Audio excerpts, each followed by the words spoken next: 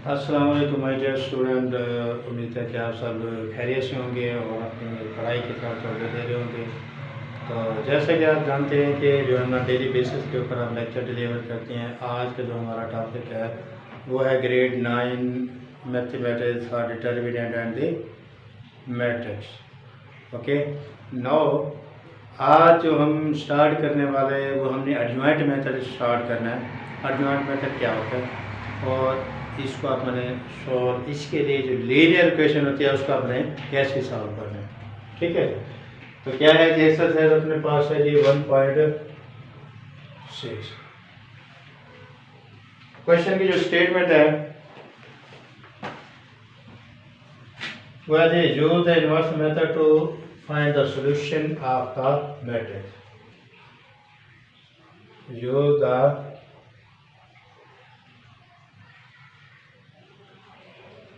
inverse method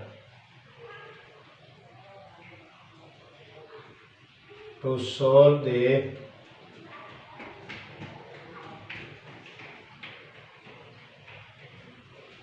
system of the linear equation।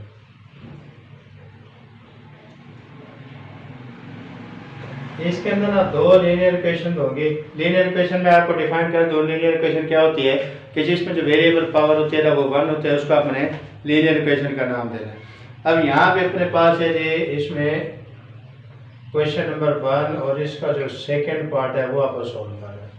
Second part की जो statement है वो है 2x plus y is equal to 1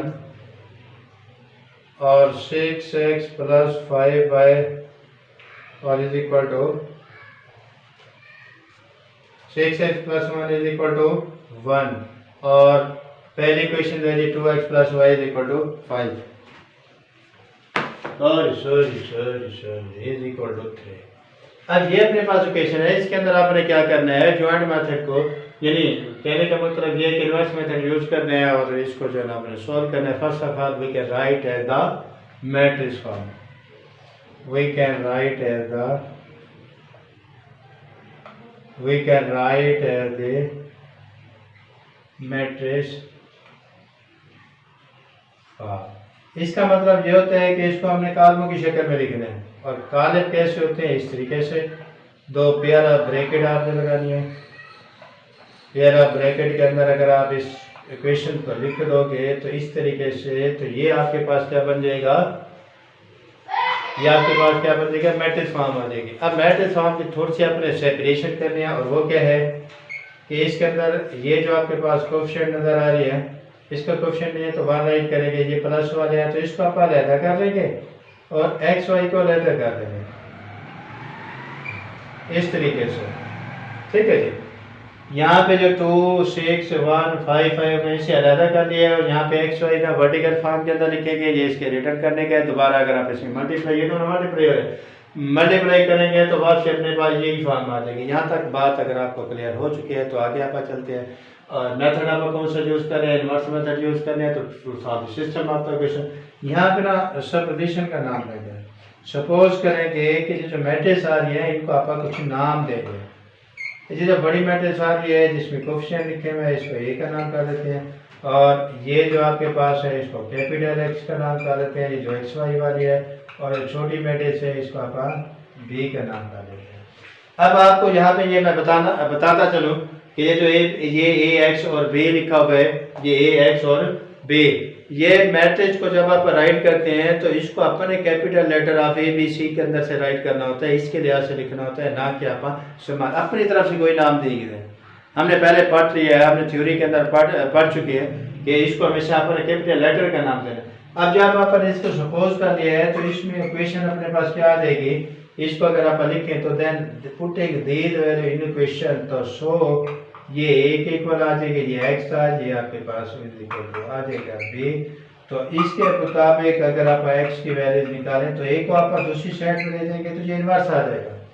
ए को दूसरी साइड में ले जाएंगे तो क्या आ जाएगा, इनवर्स आ जाएगा। अब हमें एक्स की कीमत तो निकालनी है, जो एक्स वाई अपने नाम दे रखा है, बे की वैल्यू तो अपने पास मौजूद है और नहीं है तो क्या नहीं है, इनवर्स नहीं है। तो सबसे पहले हमने क्या करना है, इन्वर्स निकाल।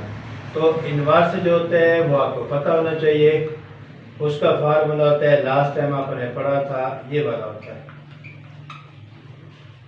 ये एडजॉइंट ऑफ ए। इसके अंदर फिर दो बातें हैं, पहले आपने डिटरमिनेंट फाइंड करना है, फिर आपने एडजॉइंट फाइंड करना है। ये दोनों बातें जब मालूम हो जाएगी तो इधर रखेंगे इन्वर्स आएगा, फिर इन्वर्स की वैल्यू यहाँ रखेंगे। आइए देखते हैं, पहले आप चेक करते हैं इसको कि ये आपके पास जो ए आपके पास है वह इसको ये 2 6 1 5, ठीक है जी।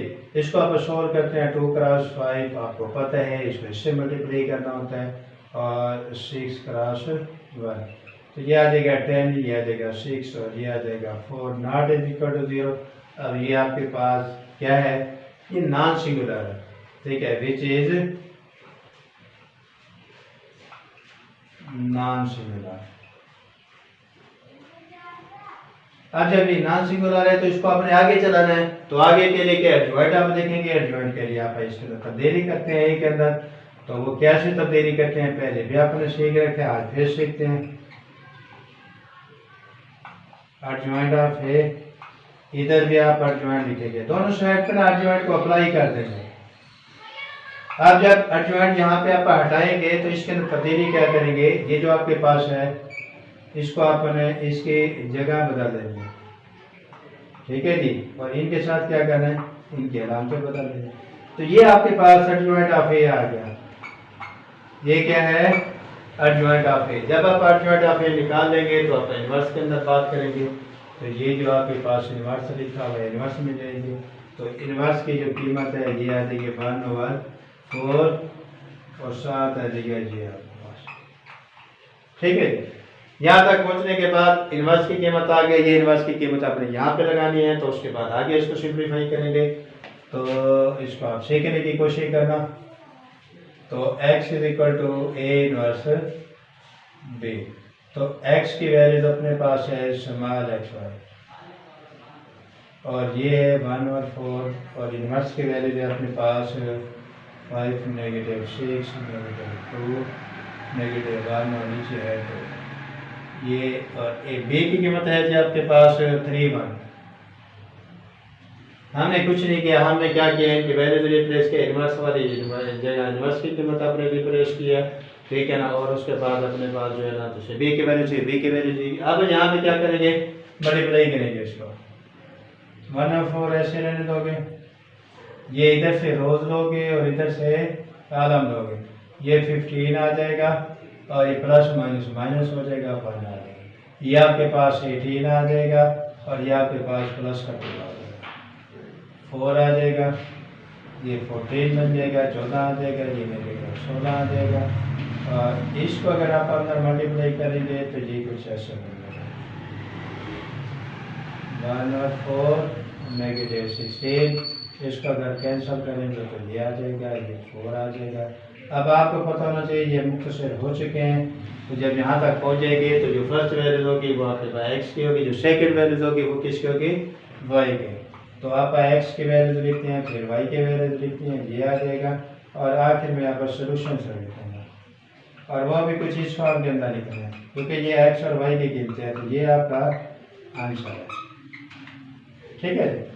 तो आपने इसका आंसर निकाला है, किस मेथड को यूज़ किया है, ठीक है ना, इन्वर्स मेथड को यूज़ किया है। ये बड़ा इंपॉर्टेंट क्वेश्चन है और अक्सर ये पेपर के अंदर आया करता होता है, ठीक है ना, और ये लॉग के तौर पर रहेगा, और आप मेरी आपसे जो ना ये रिक्वेस्ट है कि आप जो है ना इसको समझने की कोशिश करें और इसको भरपूर तरीके से आप इसको तैयार करें, ठीक है जी। तो नेक्स्ट लेक्चर के लिए अपना वेट कीजिएगा, और अब तक के लिए मुझे इजाज़त, अल्लाह हाफ़िज़।